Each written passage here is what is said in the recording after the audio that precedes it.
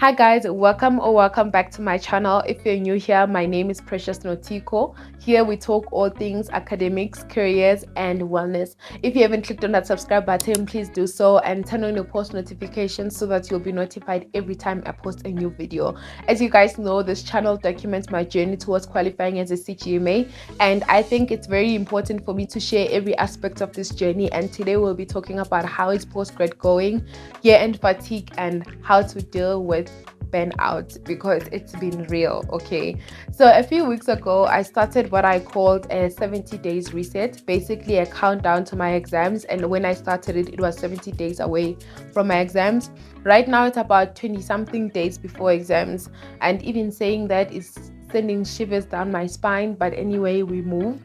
So the 70 days reset was about being intentional, about making the days count instead of just counting the days, and making sure that I journal my thoughts and just track where my mind is at, having almost like a heart and mind reset to ensure that I'm at the place that I was at the beginning of the year.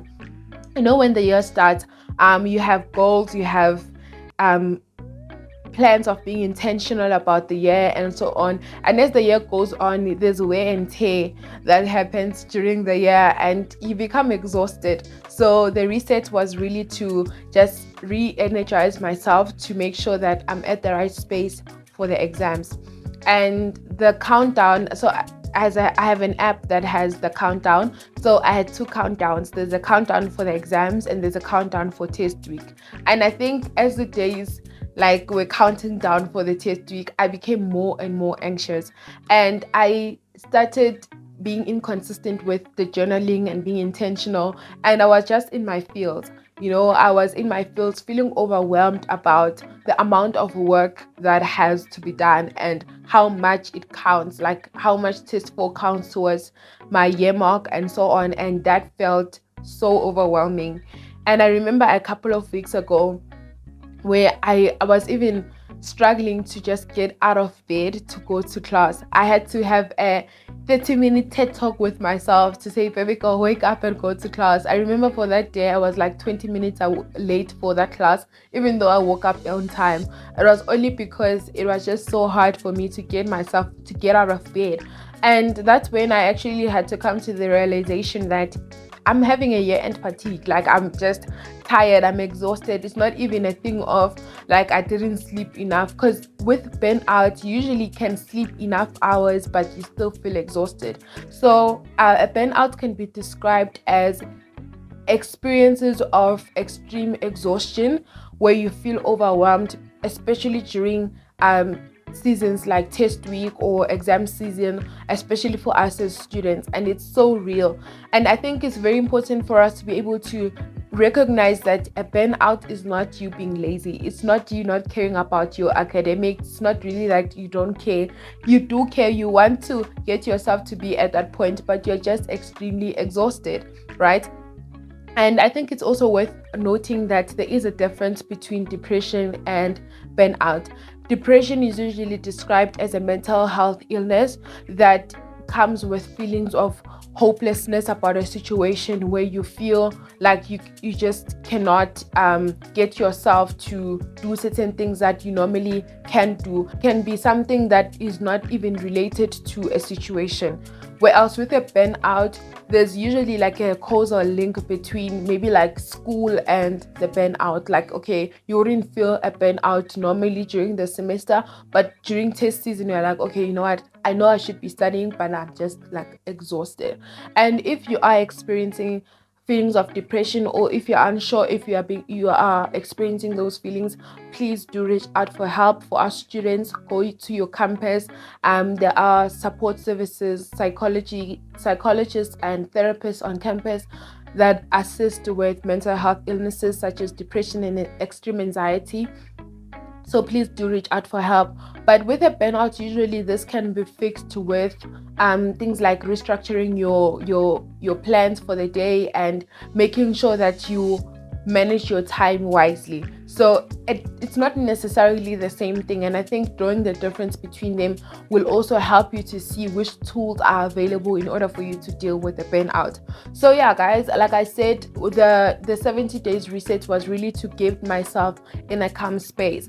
But I think as the weeks went on, I started feeling the burnout. I started feeling like, okay, I feel like I'm more and more anxious, and I want to get back to the mindset I had at the beginning of the reset, because exams are just around the corner and I need to have everything in order before exams start.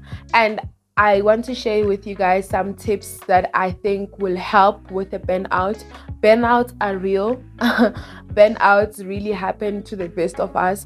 And sometimes I think when I share certain parts of my experience in this journey, I need to also highlight that it is not easy, that postgrad is not a smooth sailing trip. It has its ups and downs, and the last couple of weeks, particularly for me, were the most challenging, because not just academically but also getting my mind at the right place.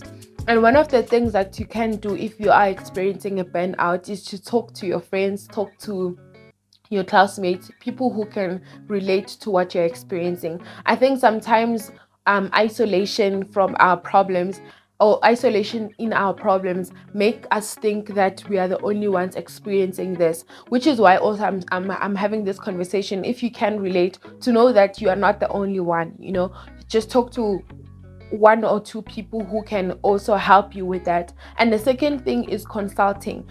Consulting with our lecturers is really the thing that makes all the difference, because I think sometimes when we are feeling the burnout, we want to figure things out by ourselves, and sometimes that does not help.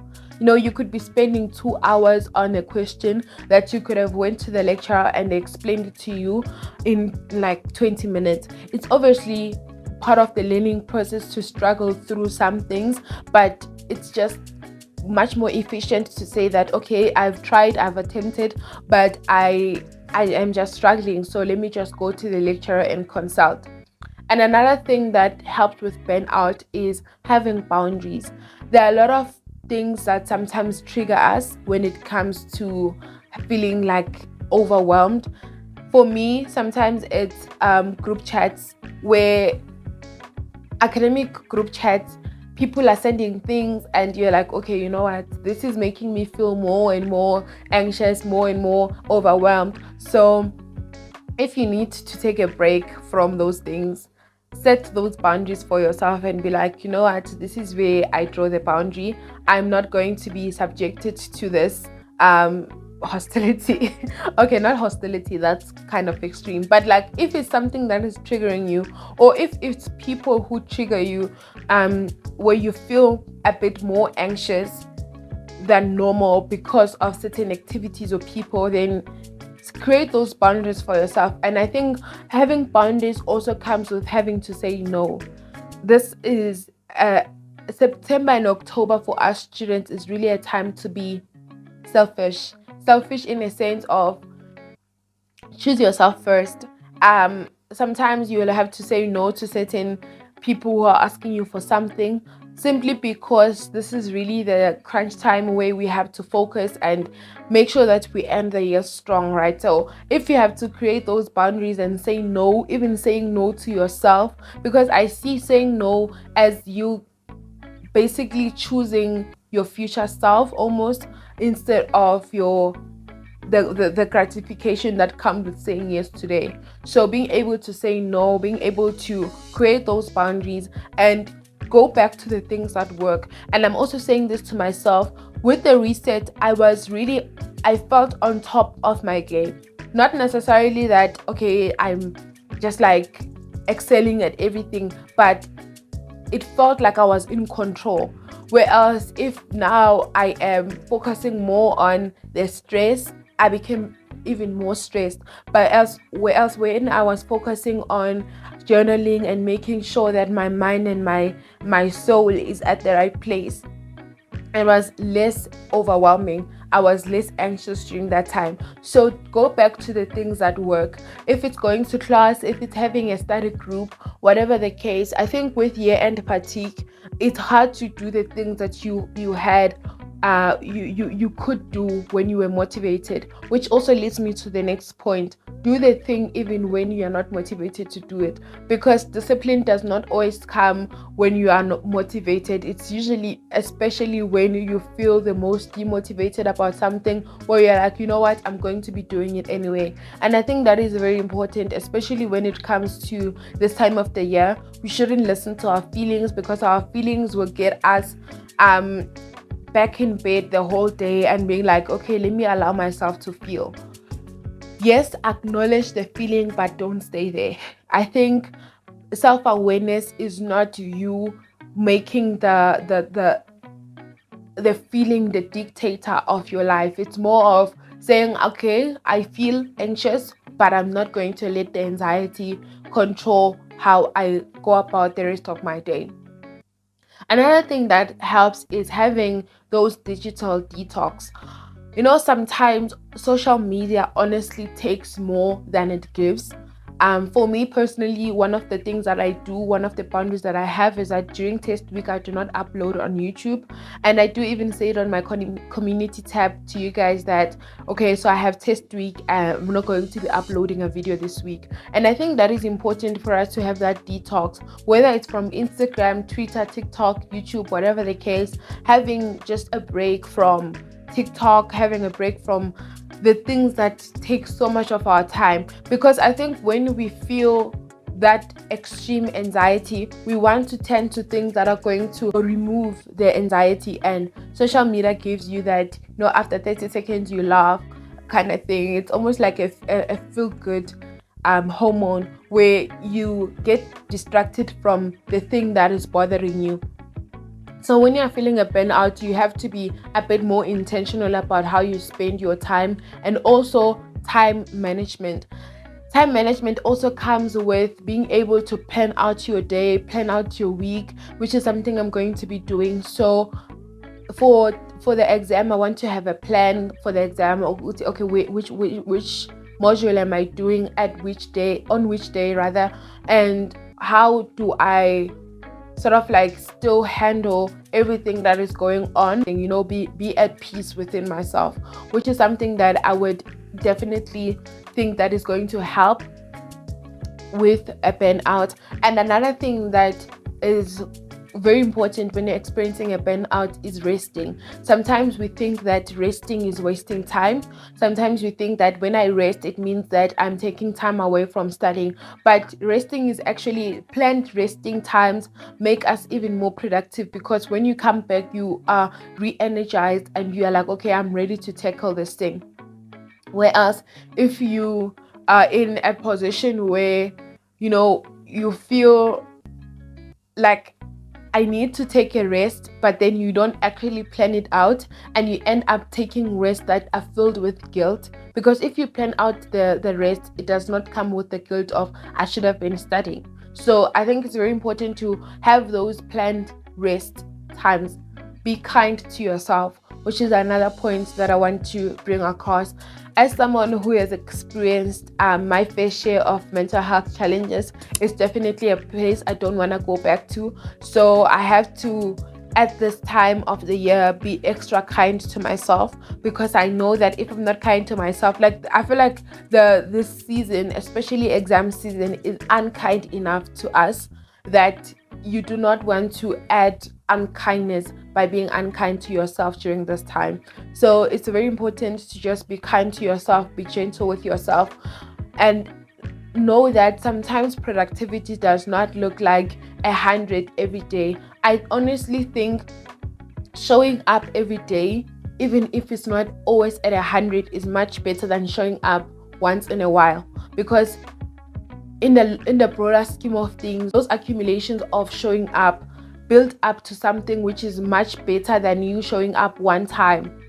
So be consistent with that, saying that I'm going to show up, even if it's not always at 100, but I'm still going to show up. So guys, we owe it to ourselves to just pick ourselves up at this time. I know that exam season has is around the corner for most of us, especially for those who are in postgrad. And it's been challenging. It's challenging for me too.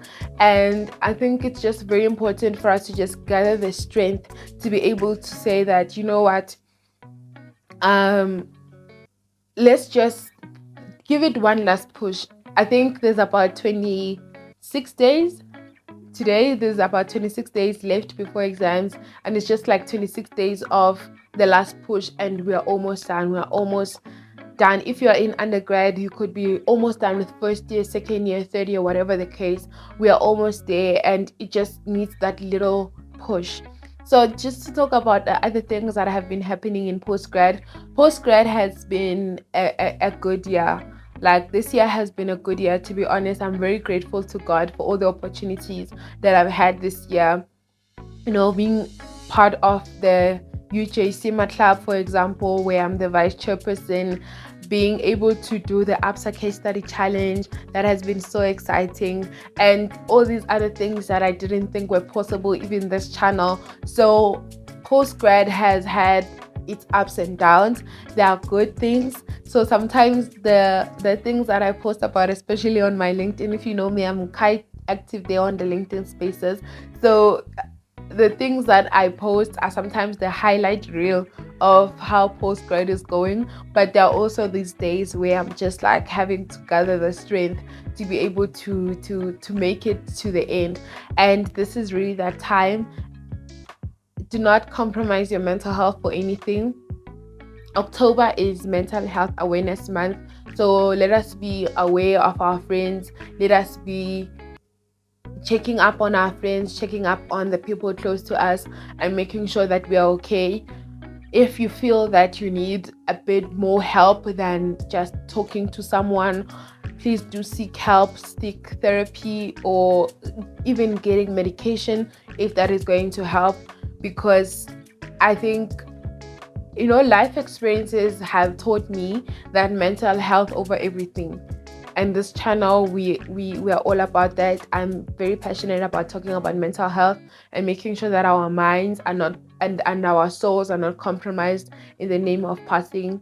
So yeah, that's really what I wanted to talk about today. So if you can relate in any way, please comment down below, like this video, and please do subscribe. Thank you so much to everyone who has subscribed. The channel has been growing. I'm very grateful to you guys. Please keep on liking, commenting, liking the video. I already said that. Turn on your post notifications so that you'll be alerted every time I post a new video. I will see you guys on the next one. Bye.